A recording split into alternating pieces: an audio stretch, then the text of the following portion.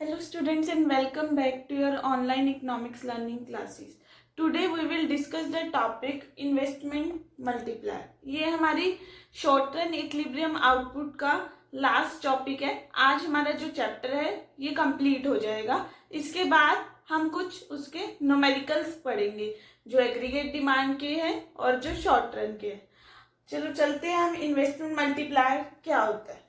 देखो, investment multiplier का मतलब क्या होता है? Number of time by which increase in income exceeds increase in investment.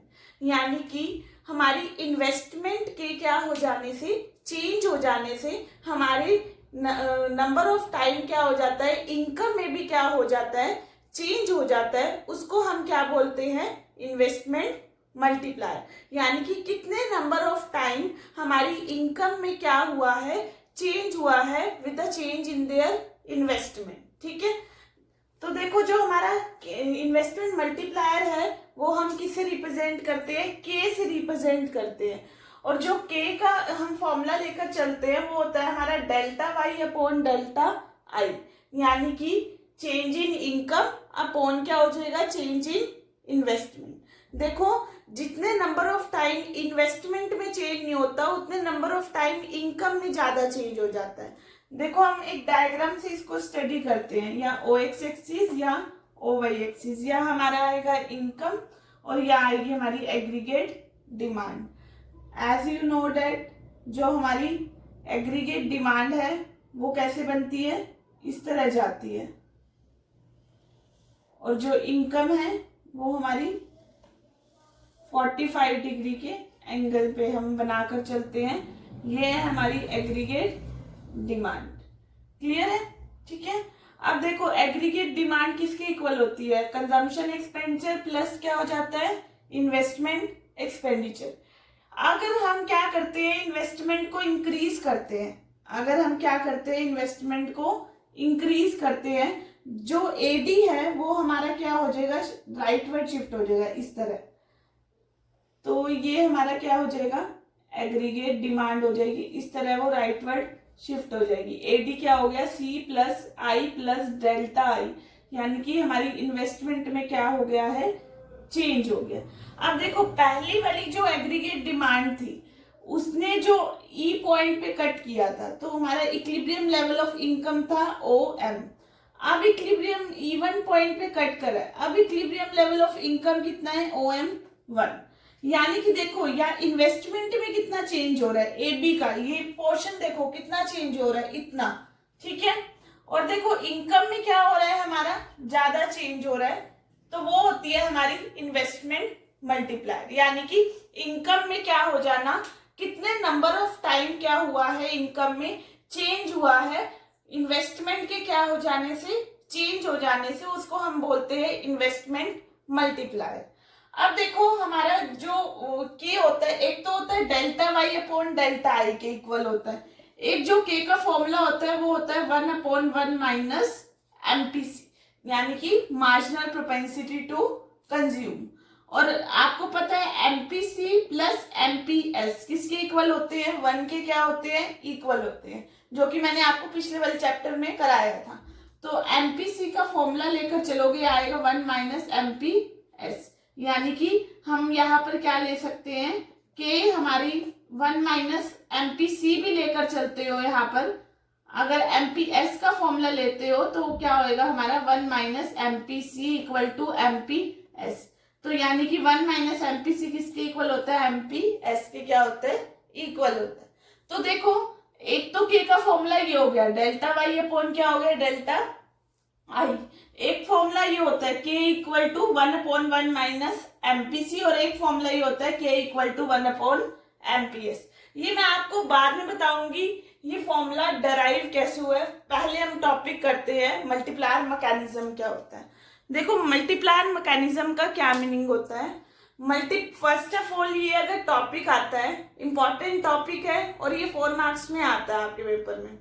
तो देखो, पहले लिखना है हमने इन्वेस्टमेंट मल्टीप्लायर का मीनिंग, जो कि मैंने अभी आपको बताया है यहाँ पर. उसके बाद हमने ये लिखना है, जो हम इसको शेड्यूल के साथ क्या करेंगे? एक स्टडी करेंगे. इसका कोई डायग्राम नहीं है, इसको हम बेसिकली शेड्यूल के साथ स्टडी करेंगे. और शेड्यूल में हम ये एज्यूम करेंगे जो हमारा एमपीसी है वो कितना है 0.5, ठीक है। मार्जिनल प्रोपेंसिटी टू कंज्यूम हम 0.5 लेकर चल रहे हैं। अब देखो यहाँ पर मैंने राउंड बनाए हैं, ये हो गया हमारा change in investment, change in income, change in consumption and change in saving. देखो मैं एज्यूम करके चल रही हूँ जो इन्वेस्टमेंट में हर बार चेंज हो रहा है वो 100 करोड़ का क्या हो रहा है, चेंज हो रहा है। और इनकम में भी 100 करोड़ का क्या हो रहा है, चेंज हो रहा है। इन्वेस्टमेंट में जो चेंज होगा वो कांस्टेंट होगा, जो कि हम इन्वेस्टमेंट को अभी तक कांस्टेंट लेकर चल रहे हैं। जो इनकम में चेंज हो रहा है वो कितने का हो रहा है, 100 का। अब देखो आपको पता है y किसके इक्वल होता है, c प्लस एस के क्या होता है, इक्वल होता है। अब जो हमारा एमपीसी है वो कितना है 0.5, ठीक है। तो देखो अगर हमने डेल्टा सी निकालना हो, अब आपको ये पता है डेल्टा आई भी 100 है और डेल्टा वाई भी क्या है 100। अब हमने डेल्टा सी निकालना है तो देखो एमपीसी किसके इक्वल होता है, डेल्टा सी अपॉन क्या होता है, डेल्टा वाई। एमपीसी कितना है 0.5, डेल्टा सी हमने फाइंड आउट करना और डेल्टा वाई कितना है 100। तो डेल्टा सी कितना आ गया हमारा 50 आ जाएगा, ये हमारा क्या आ गया 50 आ गया, ठीक है।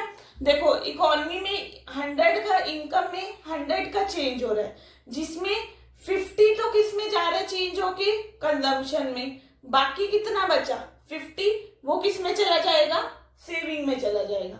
अब देखो ये 50 इधर आ गया, अब इनकम में चेंज हो गया दोबारा से। ऐसा क्यों हुआ, देखो कंजम्पशन में 50 का चेंज हो रहा है, आप कहीं ना कहीं कंजम्पशन एक्सपेंडिचर कर रहे हो, ठीक है। आप कुछ ना कुछ खर्चा कर रहे हो, वो किस खर्चा कर रहे हो तो किसी प्रोड्यूसर की वो क्या बन रही है, इनकम बन रही है। और हम एग्रीगेट डिमांड है, हमारी मैक्रो इकोनॉमिक्स है, हम पूरी इकोनॉमी को लेकर चल रहे हैं, ठीक है। आप खर्चा कर रहे हो, वो कहीं ना कहीं किसी दूसरे पर्सन की क्या बन रही है, इनकम बन रही है। यानी कि आपने 50 करोड़ का क्या करा है, कंजम्पशन एक्सपेंडिचर करा है, तो वो 50 करोड़ का हमारा इनकम में क्या हो जाएगा, चेंज हो जाएगा, ठीक है। यानी कि ये 50 कहाँ चला गया, यहाँ पर इनकम में चेंज हुआ है। अब सेम ऐसे ही करेंगे हम, देखो ये 0.5 है, अब इनकम में चेंज कितने का हुआ है, यहाँ पर 50 का चेंज हुआ है। तो इसको सॉल्व करोगे तो आपका कितना आएगा 25, यानी कि 50 में से 25 तो किस में चला गया, कंजम्पशन में। बाकी जितना बचा वो किस में चल जाएगा, सेविंग में, ठीक है। इसी तरह फिर ये इधर आगे आएगा, यानी कि कंजम्पशन में अगर 25 करोड़ का क्या हो रहा है, चेंज हो रहा है, ठीक है। तो इट मीन्स दैट हमारी इकोनॉमी में किसी ना किसी की इनकम में भी क्या हो रहा है, चेंज हो रहा है। वो कितने का हो रहा है 25 करोड़। फिर इस तरह करोगे आप, वो कितना आ जाएगा 12.5 सेविंग में चला जाएगा। देन आफ्टर ये हमारा कंटिन्यू रहेगा, ठीक है। अब ये प्रोसेस हमारा कब तक कंटिन्यू रहेगा, देखो एक तो के का फॉर्मूला लेकर चलते हो, आपको मैंने बताया के इक्वल टू 1/1 माइनस एमपीसी, ये आप फॉर्मूला लेकर चलते हो। और एमपीसी हम कितना लेकर चल रहे हैं 0.5, 1/1 माइनस क्या कर दोगे 0.5, कितना आ जाएगा आपका 2 आ जाएगा। यानी कि हमारी इनकम में डबल चेंज हो रहा है इन्वेस्टमेंट के चेंज हो जाने से। अगर देखो इनकम में इन्वेस्टमेंट में हमारा अगर 100 करोड़ का क्या हो रहा है, चेंज हो रहा है, अब मैंने कहा डबल चेंज होएगा हमारा इनकम में, तो इनकम में हमारा 200 करोड़ का क्या हो रहा है, चेंज हो रहा है। क्लियर है, यानी कि डबल चेंज हो रहा है हमारा इन्वेस्टमेंट के चेंज हो जाने से। ये था हमारा मल्टीप्लायर मैकेनिज्म। ये बहुत इंपॉर्टेंट टॉपिक है, जरूरी नहीं है आपको ये सिंपल ही क्वेश्चन आ जाएगा, आपको इस तरह से भी क्वेश्चन आ सकता है। एमपीसी की आपको वैल्यू दे देंगे 0.2 उसकी वैल्यू है, और इनकम में और इन्वेस्टमेंट में 100 करोड़ 200 करोड़ का स्टार्टिंग में इनिशियल चेंज है, ठीक है। तो आपको एक प्रोसेस बनाना, मल्टीप्लायर प्रोसेस बनाना है, तो आपको उसके अकॉर्डिंग ही टेबल बनाना पड़ेगा, तो इसको अच्छे से स्टडी करना। अब मैं आपको बताती हूँ, मैंने आपको पहले ही कहा है कि भाई के किसके इक्वल होता है 1/1 माइनस एमपीसी के क्या होता है, इक्वल होता है। ये देखो वो किस तरह की कैसे इक्वल होगा, ये भी क्वेश्चन आ जाता है, हाउ के इक्वल टू 1/1 माइनस एमपीसी। ये देखो हमारा क्या होता है, के का फॉर्मूला फर्स्ट ऑफ ऑल हम कैसे क्या लेकर चल रहे हैं, delta Y upon delta I, ये हम फॉर्मूला लेकर चल रहे हैं। और आपको पता है जो इनकम होती है वो कंजम्पशन प्लस सेविंग के क्या होती है, इक्वल होती है। यहाँ पर हम डेल्टा मेंशन कर देंगे तो कोई फर्क नहीं पड़ेगा। और जब इकोनॉमी इक्विलिब्रियम पॉइंट पे होती है तब हमारी जो सेविंग और इन्वेस्टमेंट क्या होती है, इक्वल होती है। तो यहाँ हम लिख सकते हैं delta Y delta C, saving की जगह क्या लिख देंगे, इन्वेस्टमेंट। ठीक है, यहां से हम इन्वेस्टमेंट की वैल्यू निकाल लेंगे, delta Y minus delta C equal to क्या हो जाएगी, डेल्टा आई।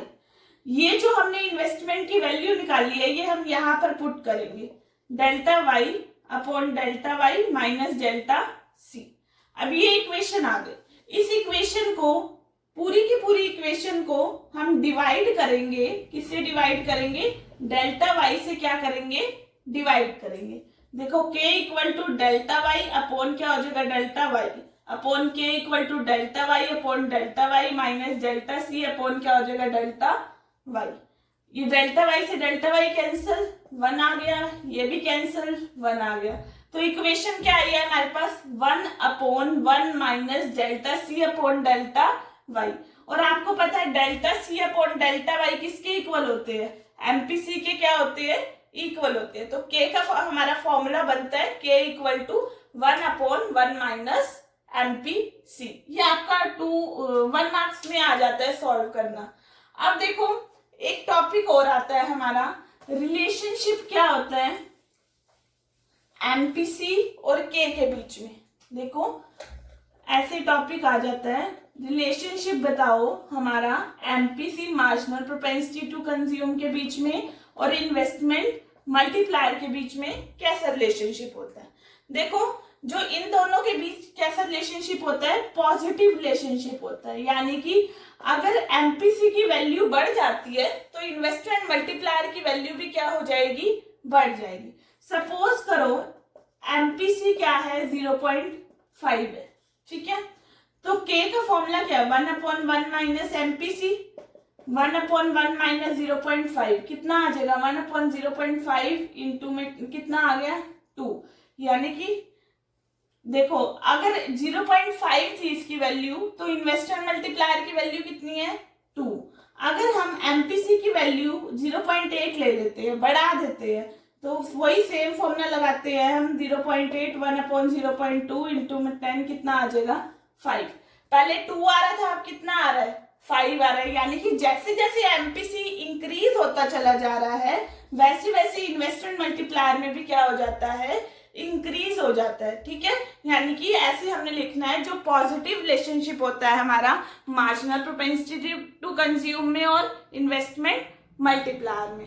इसी तरह से एक आता है कि भी एमपीएस और के के बीच में कैसा रिलेशनशिप होता है, जो हमारा मार्जिनल प्रोपेंसिटी टू सेव होता है और इन्वेस्टमेंट मल्टीप्लायर होता है, उनके बीच में कैसा रिलेशनशिप होता है। देखो उनके बीच में हमारा नेगेटिव रिलेशनशिप होता है। अगर एमपीएस की वैल्यू क्या हो जाती है, बढ़ जाती है, तो इन्वेस्टमेंट मल्टीप्लायर की वैल्यू क्या हो जाती है, कम हो जाती है।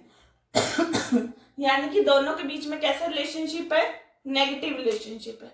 तो ये था हमारा आज का topic investment multiplier. I hope आपको ये टॉपिक क्लियर हो गया होगा। अगर आपको कोई भी प्रॉब्लम है इस टॉपिक में तो नीचे कमेंट बॉक्स में राइट कर देना। और फर्दर अब हम करेंगे जो हमने पिछले वाले चैप्टर करा है आगे न्यूमेरिकल और क्वेश्चन आंसर करेंगे। अब हम आगे नेक्स्ट वाली वीडियोस जितनी भी अपलोड होंगी हम उसमें क्वेश्चन आंसर जो सीबीएसई में पास्ट 10 ईयर्स में आए हुए हैं, जो भी चैप्टर हमने कवर कर लिए वो क्वेश्चन आंसर हम करेंगे। Okay, thank you everyone.